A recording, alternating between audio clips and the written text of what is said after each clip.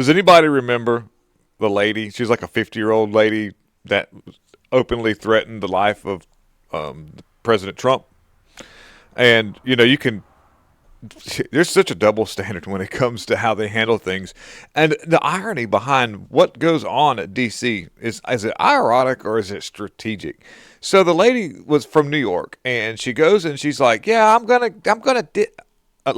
FBI. I am quoting a news article and I'm quoting what the lady says. So what the lady said was that she was going to disembowel Trump, cut his trachea out, and all kind of really very vivid and like well thought out plans to harm President Trump. Regardless of who the president is, whether you like him or not, you're taught from grade school you're not supposed to make open threats to the president. It's just something they've said for years and years and years. So don't do that. It's a bad idea. You have freedom of speech, but you can't do certain things. You can't threaten people's lives, and you can't there's a few limitations to that, and understandably. But for some odd reason, though, she's out on a unsecured signed her own bonds. Now, what happened here is Judge Boseberg, by the way, got the he said this guy over here and said like, hey, we're going to let you out on no bond, but we're going to put you a house monitor on, which I guess is sort of protocol to a certain extent. Sometimes, maybe, I don't know. They say that the DC jails are getting kind of full or something, but a carjacker or somebody who's threatening the life of a president in a very vivid manner. By the way, the lady, the lady was like tagging the FBI and other agencies in her post, like taunting them, going, "What you gonna do?"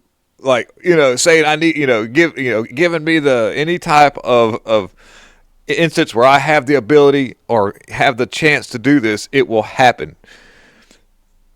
Describing the weapon that would be used very vividly, the methods to which she would do this by very vividly. Not only did she, by the way, get a house arrest or ankle bracelet monitoring system with no bond, the judge was like, "You need to go seek mental health, like doctors and stuff," which they'll put her on. She's supposed to have like schizophrenia or something. And I'm laughing because they're going to put her on like, "Here, you need to take some antidepressants that have on the bottle side effect could make you homicidal or suicidal." So are they hyping this lady up? They're like, and like, dude, okay, well, she's got a house monitor and ankle bracelet thingy on, so we're good to go. How many times have you heard of somebody committing a very awful, vicious crime while having the bracelet thing on when they either cut it off, which then signals it's cut off, but by the time the probation officer will be like, "Yeah, we did get a word through the monitoring system that there was tampering to the device and or had stepped outside of the designated area of the monitor and GPS location, Dumaflachi, but we just kind of accidentally lost contact with this person." Like the FBI is like, "Yeah, we were watching, what's his name? The guy the Thomas Crooks, but actually it was a different guy that did this. We were allegedly the thing on the roof." So she was on the video, but we kind of lost contact. We didn't mean to. We were watching it, but we didn't mean to. So the fact that this woman is out with like no bond, like didn't have to come up with like $20 or 10% of $1,500 or nothing, just got to sign her own bond. And it's Judge Boseberg that did that.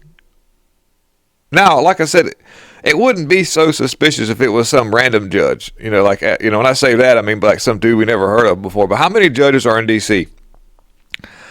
And at least more than two. I know that. There's always these two that keep popping up. But Boseberg? Come on, man. Tell me you're not like if I was a judge in D.C., I would play the lottery because you have the odds of like you've got really good odds of something there. Something's really weird by that. Democrats are weird.